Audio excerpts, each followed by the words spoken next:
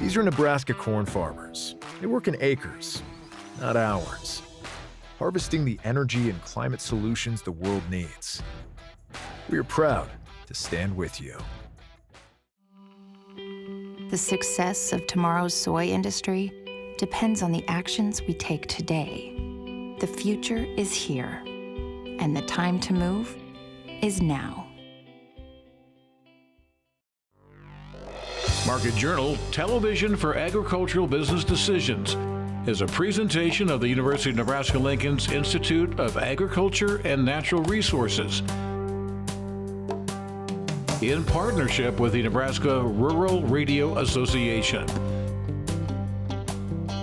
Promotional support provided by the Nebraska Farmer Magazine and partial funding provided by the Nebraska Soybean Board and the Nebraska Corn Board.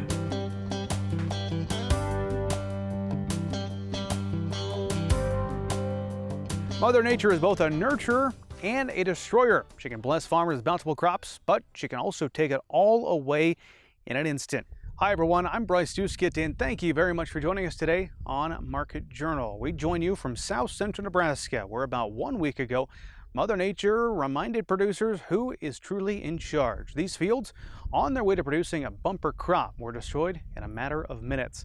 On this week's show, we'll visit with an area producer about the extent of this hail damage. It is also that time of the year with several threats emerging for corn and soybean producers. We'll have the latest on both. Plus, grain and livestock analyst Kyle Bumsted, he is standing by to give us a look at the latest information that is impacting the markets. We'll get to all of that coming up, but start here with our In the Field update. Back in April, we visited with Dan Kristensen, who farms in the Minden, Nebraska region. At that time, he was looking forward to another growing season in the midst of his planting season. We fast forward, though, here in July, and as you can see behind me, hail has wiped out thousands of acres of crops in this area. We're following up with how Dan is responding now after this storm damage. This stem is all that's left for soybeans out here in central Nebraska following a weekend hailstorm. Area producer Dan Kristensen is joining us second time here for the 2024 growing season for In the Field updates. Dan, we look back to April, a lot of optimism going into the growing season. We visited with you, and here we are, early July. You had 3 waves of hail come through on the same day. Bring me back to last Saturday when all this took place. Yeah, the hail came through pretty bad on the last storm, I guess, but we had a wave come in, went to the basement, a wave came in, went to the basement again, and the wind was not as bad the first storm or the hail, but this out here, this all happened in about 45 minutes. It was just crazy. And it probably was a narrow band, but it lasted a while, so it wasn't good.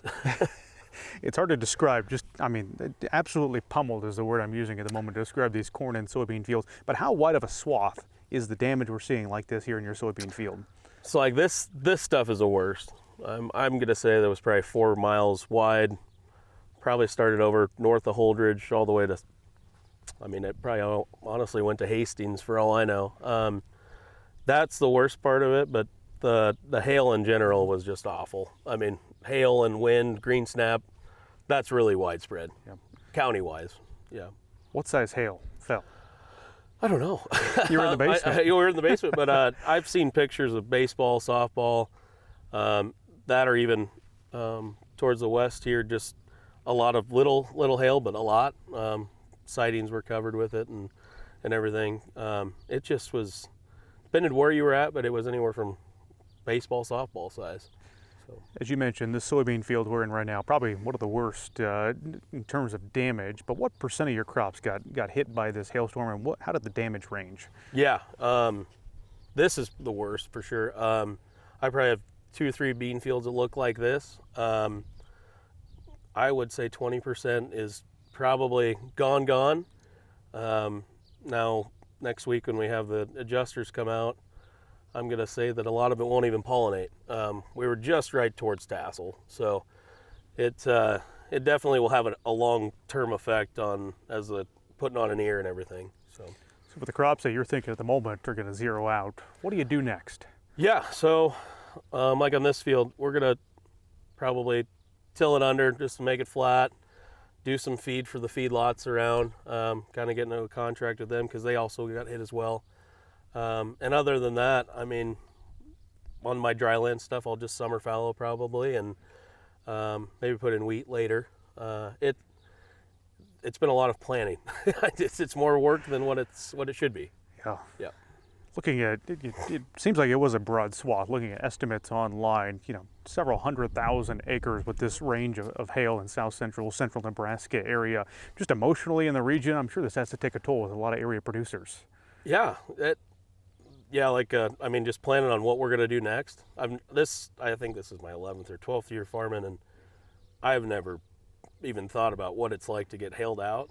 But the planning of, all right, we got to get some feed lined up, get some seed. We're buying seed in early part of July. I never thought I'd be doing that.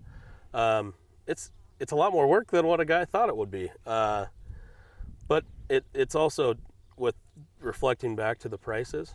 It's kind of adding up some APHs and everything, and that spring price isn't the best, but it's a lot better than what the price is now.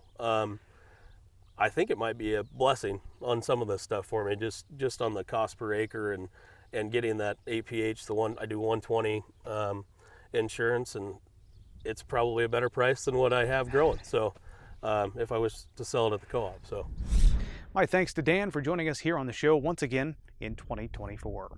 Checking on wheat harvest across the region, the U.S. Department of Agriculture projecting that Nebraska's winter wheat harvest was 28% complete as of July 7th. That is pacing a bit above last year as well as the 5-year average. Traveling across the state and into the Panhandle this week can confirm a lot of combines out and about and in the field, so expect that number to have a big increase when it comes to the next report. We'll stay on the theme of crops for our next segment. As we move through the month of July, the temperatures continuing to climb, and so do the chances of diseases for your corn crop. Nebraska Extension plant pathologist Tamra Jackson-Ziems is the expert in this area. I sat down with her recently to learn more about some of these threats. Now that we're into the month of July, we're visiting now with Tamra Jackson-Ziems, Nebraska Extension plant pathologist, and it's good to visit with you to talk about some of the things happening in Nebraska cornfields right now. Big picture, what are you seeing this time of the year? Well, there are a few diseases starting to show up, and I want to make sure people are aware of what those are and how to recognize them so that we don't have any surprises this year. So I recommend people, let's go out and look in your cornfield. And with the rain that we've had, it has helped accelerate a few of the diseases starting up. Most of them are not to the point I'd be terribly concerned yet, but you need to know what's out there if you need to make treatment decisions later. And so the first one we're getting the most calls about, and I'm getting a lot of pictures, is bacterial leaf streak. And this isn't new, we've had this for several years now. Bacterial leaf streak, being bacterial, is not one we can spray, but this year in some fields it's surprisingly bad. And it may be, certain hybrids are maybe a little worse than others, and so we don't recommend spraying bacterial leaf streak. The confusing thing, though, is making sure you don't confuse it with something like gray leaf spot. And so look for those bright yellow lesions. When you hold them up to the sun, to backlight those, they look bright yellow. And they're very irregular between the leaf veins, kind of wavy. And so you can tell that apart from gray leaf spot that we'll see any time here. We should see that as we warm up. It comes down to getting out into those fields, scouting to see what's happening, and from time to time some people are finding tar spot as well. That's a concern. We have, and tar spot's the one that's it's created a lot of alarm among people as they hear stories about how tar spot has behaved and had some big yield impacts in states east of us. And so last year, people may remember that we confirmed tar spot about halfway across the state, and so moved into the east, has pushed its way west to about Highway 281, so from a line from Hastings north to about O'Neill. And so on that western edge, we're not seeing it yet this year, but we are seeing it in the far southeast corner of the state. We're seeing some in those eastern counties, and that's exactly what I would expect. And so in those eastern counties in Nebraska, the fungus has had time to build up. We call that inoculum, and so this inoculum is built up. And when conditions are right and favorable, and that has a lot to do with the rainfall that we had early in the season, that has promoted some tar spot development. Now, not a whole lot though, and in fact the most common red or black spots you see on leaves is still insect frass. And so I strongly encourage everyone, you need to rub those spots, wet them, do whatever you have to do to try to rub them off. Because if you can rub it off, it's not tar spot. And so, of course, submitting a sample to the Plant and Pest Diagnostic Clinic, you can get a quick answer on that too. So if they do have confirmed tar spot in that case, this is kind of fairly new to Nebraska. What can you do about it? Well, the good news is, and we've learned a lot from the states east of us as they've dealt with tar spot for several years, we do have fungicides that are very effective against tar spot. And we know from university data, Purdue University's data in Indiana, that when they treat, when tar spot severity is low, they still have a real good chance of beating it. And so applying fungicides that are 2-way or 3-way mixes of active ingredients from 2 or 3 classes do a very good job. And we've got ratings for those products. So if you need help selecting those, look in on the Crop Protection Network or in our weed guide, the EC 130. There's ratings there. And we know applying in Purdue studies, applying between about VT, tassel emergence, and either R2 or R3, so up to about blister and doe if you need to. That has given the best control in those studies. So there's a lot of data out there. We just need to reach out and mine that and then learn more as we move forward. Good conversation there with Tamra. We visited at this year's Weed Management Field Day, which took place at the South Central Ag Lab. And on that note, want to let you know and remind you that this year's South Central Ag Lab Field Day will be taking place next month on August 8th.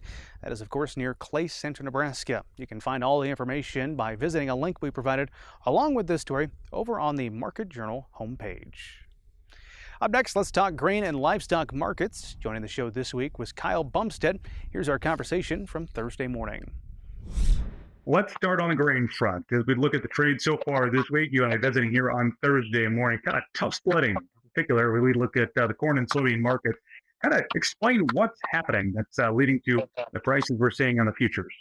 Yeah, that's a very good question. What we've seen here recently, we have seen a few export sales in the morning, so I know a lot of people are talking about that. So, you know, that is something here. We got down to some levels here potentially where we are starting to uncover a little bit of demand, maybe a few buyers. Not that I'm overly optimistic for a huge rally in grains because the weather forecast just really isn't conducive to a rally right now. The weather forecast is actually pretty conducive to crop growth, and it looks kind of bearish moving out through the next 6 to 10 days, maybe even 11 to 15 days. So, however, Wednesday evening, did notice something here in the corn complex.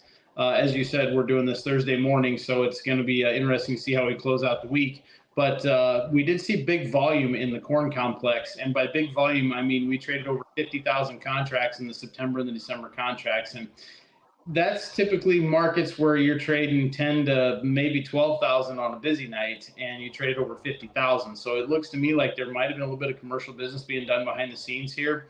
Maybe potentially some positioning ahead of the WASDE report coming out here on Friday, which I'm not a firm believer in the government reports, but there could have been a little bit of positioning for that. On the soybean side of things, that's the technical picture still looks weak on that market. We are very oversold in the bean complex, but yet both corn and beans, they seem to keep building a little bit more carry into the market as we move forward here. And that's telling me the commercials are comfortable with the size of the crop we have coming on, even with the issues we have out there, whether it was the flooding in Iowa, the massive hailstorms we've had seen move through south central Nebraska here, and some of the issues we've seen out in the eastern corn belt. The commercials just aren't really buying into it, and the funds really aren't looking at it either. They're looking at the weather forecast saying, yep, it's hot, but there's rain. They've had moisture, so we're good to go. And that's what I think is going to keep the foot on the neck, so to speak, here, unless we get some massive, uncovering demand, which I don't see that yet, or we get a bullish weather picture, which doesn't look to be the case here for the next few weeks. It could be tough go here for this corn market. However, and the bean market as well. However, we are getting to some areas here in this corn complex where we're getting down to crop insurance levels here. You know, if you take that spring price times your 80 or 85%, whatever you had, you're getting down to your synthetic put options. So a lot of times, not necessarily all the time, but a lot of times you see a quote unquote crop insurance rally happen towards the fall, and shucks, we just don't get a crop insurance payment, even though we've dropped down to those levels because we just beat that percentage price. So in the back of my mind, we could see something like that. Seasonally, this market does tend to work lower until about the third week of August when that national cash corn does put in its low about that time of year. So we could be setting that earlier this year. We'll have to wait and see. But for now, it looks like this corn market is trying to find some footing, but we need to get some good confirmation here on a weekly close. Kyle, you brought up those government reports. I quickly debate the accuracy of the latest one that came out, but something that made the headlines was looking at 3 billion bushels of corn sitting in the countryside in the farmer's bins, about 5 billion bushels, USDA estimating in total with commercial storage factored in there. I guess you look at those numbers, and I guess the fact of the matter is, it seems like there's a lot of corn in particular out across the countryside. We're moving closer and closer, not quite harvest time yet, but what's that tell you about how the farmer feels about these prices? Obviously not happy with them. Yeah, obviously they're not happy with it. They're not moving it. I don't know if there's really that much corn out there. The basis does reflect it in some areas, and I know there's been a lot of chatter about basis out west, but this is the time of year where we move corn from east to west anyway out to the feed yard country. So I'm not too amped up on that, but yeah, it's being held right now because guys don't like the price. However, with another potentially sizable harvest coming on here, barring any massive weather issues here in the next 4 to 6 weeks, that corn's going to have to come to town. So you're going to see the second harvest. You're going to see the tin can harvest happen where they empty the bins out, it goes to town, and everything tends to work lower. Now, seasonally, you do see some seasonals happen here where there's pressure on the September contract moving forward here. Some of those seasonals started here where you're bear spreading the September and buying some of the deferred issues out there. So looking at that right now, as we get through the end of the week here, we have the July grains. They cease trading here on Friday. So that might potentially help bounce this market. But with the amount of old corn that's still out there and a potentially sizable harvest coming on here, I don't know if September or even December has a 40-cent rally in it yet. If you get a 20-cent rally, it might be the rally to start selling there. Okay, let's talk livestock, cattle in particular, Kyle, with another minute or so here left. Both live and feeder cattle, looking at the charts, seeing a drop here over the past week or so. What's going on there? Oh, that's a very good question. Now, on Wednesday, there were some chatter about some more bird flu headlines out there a little bit. Box beef market did take a step back here earlier this week. It did come off in chunks. However, there was a plant issue that really didn't make the headlines, and I don't really know all the pertinence on that. But there was a plant issue that potentially forced a lot of box beef into the market here, so they kind of had to have a, no pun intended, fire sale, I guess, on the box there to try to push some of that out and make some room so they can make repairs. But it still looks like we're killing cattle. 620,000 is still the estimate here this week, and I do think there's that possibility we could make that yet. With this heat coming here and the basis as strong as it is, I think guys are going to move some cattle here. The way it looks, we did see a lot of cash cattle trade here on 312. I did hear some 314s here early this morning here on Thursday, but those are kind of a select deal. A lot of cattle in the South trade 187 to 188 in Kansas and Texas. So if we start to see them buckle at that, it might be a little bit tough here. I think the Packers are still wanting to try to strong arm this thing, and they're holding the checkbook, and I think they're going to be tough to play ball here with in the coming weeks. Good stuff there with Kyle. Want to let you know that next week we'll be joined with Todd Holtman from DTN. As always, invite your questions here on the show. So if you have one for me to ask Todd, go ahead and email us, and I'll be sure to pass your question right along. Well, folks, county fair season has begun. County fairs all across the state offer 4-H and FFA exhibitors a chance to compete and showcase their projects. This also provides a chance for families to catch up, slow down, relax, and perhaps even reunite with some friends. It's honestly like a big family reunion. Get a full list of some of the county fairs, of all the county fairs that is, happening in Nebraska by checking out the July issue of the Nebraska Farmer. It is time for weather with Nebraska Extension Ag Climatologist Eric Hunt. Eric, it seems like temperatures are starting to crank up now that we're into July. How are things looking as you take a look at weather in the week ahead? Thanks, Bryce. It's going to be plenty hot the next couple of days across most of the state, most of the country for that matter. Look at the 500 millibar chart shows this jet stream well to the north and a strong ridge of high pressure just to our southwest. That'll keep things very, very warm with temperatures well over 100 degrees across most of western Nebraska and getting into southern Nebraska. Very high heat indices as well in eastern Nebraska where we have higher humidities. Again, it's probably going to be 110 to 115 with the heat index across portions of eastern Nebraska. And I think there's portions of southwestern Nebraska that could flirt with 108 on Sunday afternoon. A little bit cooler on Monday, but still very warm. As we move into Tuesday, though, we'll see the flow amplify a little bit and a trough moving in toward the upper Midwest. That should drive a surface cold front into the region, probably getting northeastern and north central part of the state by Tuesday morning. There should be a couple of chances of rounds of thunderstorms on Tuesday into Wednesday morning, and we'll see some much needed relief in terms of cooler temperatures. Precipitation amounts, generally speaking, I think everybody in the state has a chance of getting something. This would be very, very welcome rain in the Panhandle. We might get a bit more than this across portions of eastern Nebraska if we end up getting more convection than is currently expected. And a much needed relief in terms of cooler temperatures, particularly for the eastern half of the state where we should actually have highs mostly in the lower to mid 80s the back half of next week. As we move to the later portion of next week, that ridge is really going to amplify across the western United States. And on the back side of that, we should actually see some shortwave energy come in Thursday night into Friday that could produce some severe thunderstorms, something to watch out for. It's definitely not probably in the forecast right now, but something I think we have to watch out for later this next week. European model shows at least some chance of an inch of rain for a good portion of the state heading into the end of this next week. The CPC is keeping the south wet and the northeastern portion of Nebraska and the upper Midwest relatively dry as we head through the later portion of the month. This shows up in the European model and in the GFS, so pretty good agreement here on the precipitation pattern as we come up through the end of the month. In terms of temperature, CPC expects relatively warm across the entire state with warmer than average, especially in the western portion of the state. And they also have a slight risk for excessive heat getting toward the end of the month as well. European model keeps it relatively warm across most of the state, particularly western Nebraska. GFS is warm west and cooler in the east. I would favor this GFS solution for temperatures in eastern Nebraska, at least in terms of my own personal preference. Seasonal drought outlook is definitely bullish on drought formation across a very large portion of the country. I'm a little skeptical of some of this here in the Midwest, definitely concerned about the high plains. In terms of recent precipitation, we did have quite a bit of precipitation across portions of central and southeastern Nebraska. That was relatively welcome news. Unfortunately, that also came with tornadoes and a lot of hail, particularly kind of right here in Dawson County. So this is an NDVI map from July 3rd and July 10th. So we saw some pretty significant decline in NDVI, most likely from hail damage right here in parts of Dawson County. We also have tar spot to contend with. So these counties in orange are counties where we have seen confirmed reports of tar spot this season already. So that would include Dodge and Saunders and Colfax and Nemaha and Richardson counties in Nebraska. In terms of stress on croplands, generally speaking, pretty good conditions across most of the country. Some stress here in the high plains. Definitely showing a lot of stress on the rangelands here in the high plains, according to VegDry. The drought monitor, we are seeing more moderate drought here across the Panhandle. We did see some expansion of normal dryness in west central Nebraska. The soil moisture percentiles show relatively decent surplus of moisture across northeastern Nebraska. Generally speaking, relatively good conditions across the state except for portions of the Panhandle.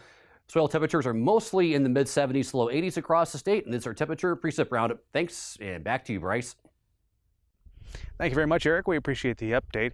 Finally, today we're looking at a potential problem for soybean producers across the Cornhusker State. Soybean stem borer can cause a significant number of soybean plants to lodge while feeding during its larvae stage. Market Journal producer Mike Straub caught up with Nebraska Extension entomologist Justin McMechan to learn more about the pest. If you're a soybean farmer, you might be seeing evidence of Dectes soybean stem borer. While populations have previously been reported mostly in the eastern and south central parts of the state, their presence in the west central and southwestern Nebraska seemed to be increasing within the last several years. Dectes stem borer, it's on a lot of growers' minds.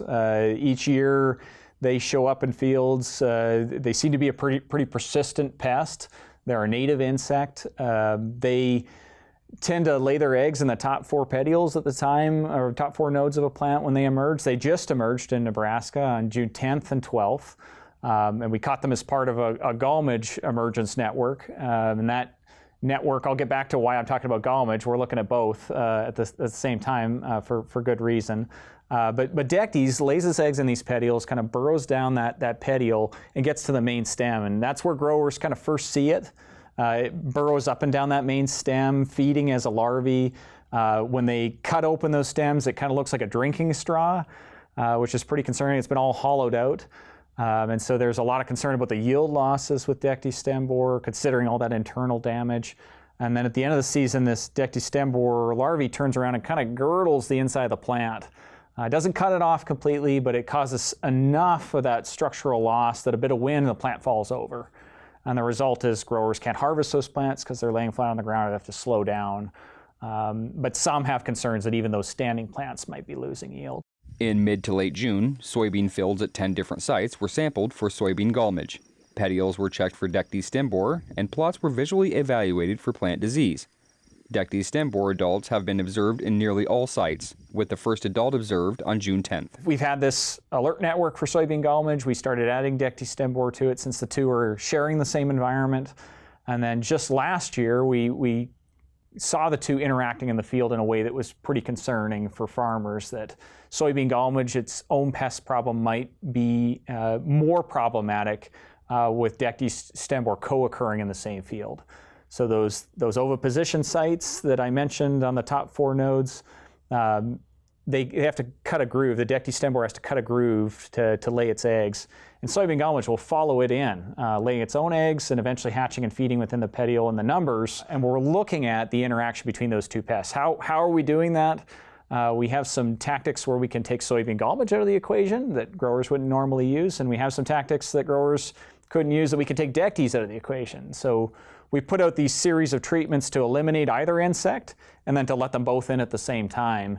We're interested in the populations that are out there, but most critical to growers is what's happening to yield and to those plants. And so we'll collect our first year's data really this fall, but we're arranging kind of these small group conversations in the fall, talk about what growers are seeing. But this is kind of early chance to know Dectes is out there. I wouldn't guess for the next couple weeks there's much to look at in the field. But then over those series of weeks, they'll start to see some of those dead or dying petioles, especially as we get into mid to late July and August. Fields with a history of injury or injury symptoms of Dectes soybean stem borer this year should be highly observed during August and September. Fields with stalk tunneling greater than 50% are most at risk for lodging and harvest losses. Depending on weather conditions, those fields should be targeted for harvest first to minimize harvest losses due to soybean stem borer injury. Reporting for Market Journal, I'm Mike Straub. All right, thanks for that report, Mike. If you'd like to learn more about this and mitigation strategies for the pest, you can find more online at cropwatch.unl.edu. Well, that is just about all the time we have for this week's show. A quick reminder, you can now watch our entire broadcast whenever is convenient for you by adding the Acres TV app to your smart TV, perhaps a Roku or a Fire TV device. You can learn more about Acres TV at watchacrestv.com.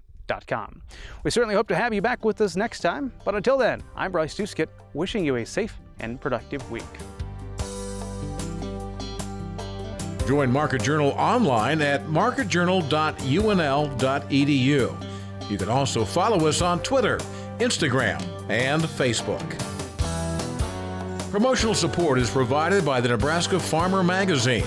Market Journal is produced by the University of Nebraska-Lincoln's Institute of Agriculture and Natural Resources.